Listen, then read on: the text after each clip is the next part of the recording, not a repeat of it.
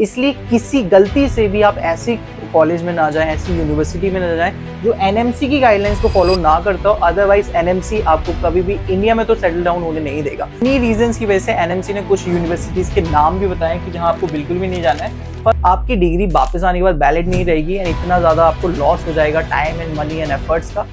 NMC ने फिर से जो फॉरेन मेडिकल ग्रेजुएट्स हैं जो एमबीबीएस अब्रॉड करना चाहते हैं या फिर उन्होंने अपनी एमबीबीएस की जर्नी ऑलरेडी स्टार्ट कर दी है अब्रॉड से, तो उनके लिए एक और गाइडलाइन जारी की है जो 21 जुलाई 2025 को ही रिलीज की है। इसमें एनएमसी ने कुछ ऐसे कॉलेजेस के नाम बताए हैं जहां आपको बिल्कुल नहीं जाना है और कुछ चीजें रीजंस भी बताए हैं कि क्यों नहीं जाना है एंड कैसे कॉलेज आपको सिलेक्ट करना है, उसके रिगार्डिंग भी बात किया है। सो हम डायरेक्टली गाइडलाइंस के ऊपर ही चलते हैं। सो अगेन बहुत सारी चीजें एनएमसी ने बताई। तो पहले जो 2021 में जो एनएमसी ने रूल्स निकाले थे एफएमजीएल 2021 के रिगार्डिंग, तो उसमें उन्होंने बताया था कि जो आपका कॉलेज है आप एमबीबीएस अब्रॉड कर सकते हो, लेकिन वो इन क्राइटेरिया को फॉलो करना चाहिए जो मैंने अपनी पुरानी एनएमसी गाइडलाइंस की वीडियो में भी आपको डिटेल में बताया था कि ड्यूरेशन कोर्स का एक मिनिमम 54 मंथ्स होना चाहिए, मीडियम ऑफ इंस्ट्रक्शन इंग्लिश में होना चाहिए, syllabus and curriculum Indian pattern के ऊपर होना चाहिए, दैट इज 19 सब्जेक्ट्स होने चाहिए उसमें, क्लिनिकल ट्रेनिंग होनी चाहिए इंक्लूडेड एमबीबीएस के साथ, एंड आपकी जो इंटर्नशिप है वो लास्ट में होनी चाहिए, यानी कि जब आप एमबीबीएस कंप्लीट करें तब। सो बहुत सारे जो एमबीबीएस अब्रॉड के कॉलेजेस होते हैं वो ये सारी चीजें फॉलो करते हैं एंड उसमें हम आपकी हेल्प भी करते हैं। लेकिन फिर भी अगर आपको कॉलेज या फिर कंट्री सिलेक्ट करने में प्रॉब्लम आ रही है, क्योंकि एनएमसी बहुत ज्यादा स्ट्रिक्ट है, मैं आपको हमेशा बता रहा हूँ कि एनएमसी काफी ज्यादा स्ट्रिक्ट है फॉरेन मेडिकल ग्रेजुएट्स के रिगार्डिंग, इसलिए किसी गलती से भी आप ऐसी कॉलेज में ना जाएं, ऐसी यूनिवर्सिटी में ना जाएं जो एनएमसी की गाइडलाइंस को फॉलो ना करता हो। अदरवाइज एनएमसी आपको कभी भी इंडिया में तो सेटल डाउन होने नहीं देगा। So this is very important कि आप प्रॉपर काउंसलिंग लें एंड उसके लिए हम आपकी पूरी मदद करते हैं। एडमिशन प्रोसेस, वीजा, बाकी सारे डॉक्यूमेंटेशन से लेकर इवन एमबीबीएस में आपको गाइड करने तक आपको कुछ नहीं करना है। आपको कमेंट सेक्शन में एंड डिस्क्रिप्शन में एक फॉर्म लिंक दिया हुआ है, आपको उसको फिल करना है। हमारी team will reach out to you.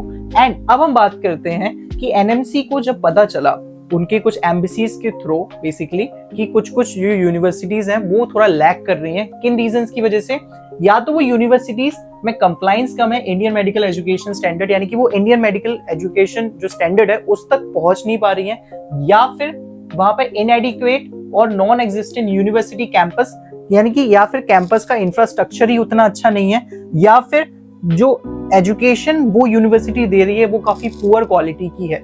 ये सब उनको किसने बताया? एम्बेसीज जो है बेसिकली, बहुत सारे गवर्नमेंट इंडियन एम्बेसीज जो है उन्होंने जब एनएमसी को ये चीज बताई तब एनएमसी ने ये सारी चीजें रिपोर्ट की। एंड दैट इज, या तो फिर ऐसे इंस्टेंसेस हुए हैं जहां पे इंडियन स्टूडेंट के अगेंस्ट हैरासमेंट हुआ है, या फिर कुछ यूनिवर्सिटीज काफी ज्यादा एक्सेसिव फीस चार्ज करती हैं, और या फिर denial of fees refund upon withdrawal, यानी कि स्टूडेंट ने बेसिकली कोर्स छोड़ भी दिया फिर भी उसकी फीस वापस नहीं की जा रही। इन्हीं रीजंस की वजह से एनएमसी ने कुछ यूनिवर्सिटीज के नाम भी बताए कि जहां आपको बिल्कुल भी नहीं जाना है। First central American health and sciences university जो वेलीज में है, Columbus central university, Washington university of health and sciences Valli's. So basically ये तीनों यूनिवर्सिटीज क्या कर रही थी, इनका जो कोर्स था बेसिकली वो सिर्फ 4 साल का था, वो बेसिकली 54 मंथ से कम आ रहा था। And that is why, and most importantly yes, यहाँ पे basically Tashkent state medical university का भी नाम है, पूरी यूनिवर्सिटी का नहीं है, उसकी वजह से एक ब्रांच का नाम है, दैट इज चिरचिक ब्रांच जो है basically Tashkent state medical university. बहुत सारे बच्चे वहां पे भी इस साल जा रहे थे। सो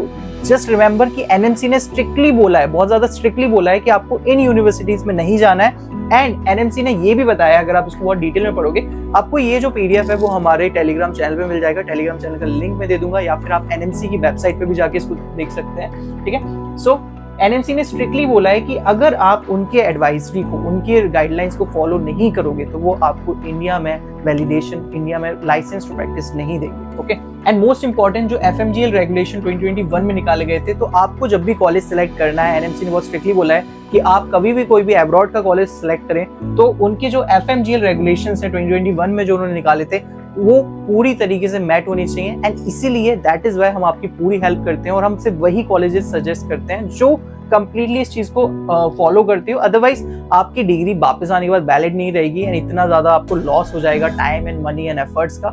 सो that is why it's very important कि आप एक बहुत ही ज्यादा इन्फॉर्म डिसीजन लें एंड उसके लिए हमारी टीम एमबीबीएस रूट हमेशा आपकी हेल्प करती है। So thank you so much guys for watching and ऐसे ही लेटेस्ट अपडेट्स के लिए you can just follow MBBS route and हम मिलते हैं आपसे अगली वीडियो पे।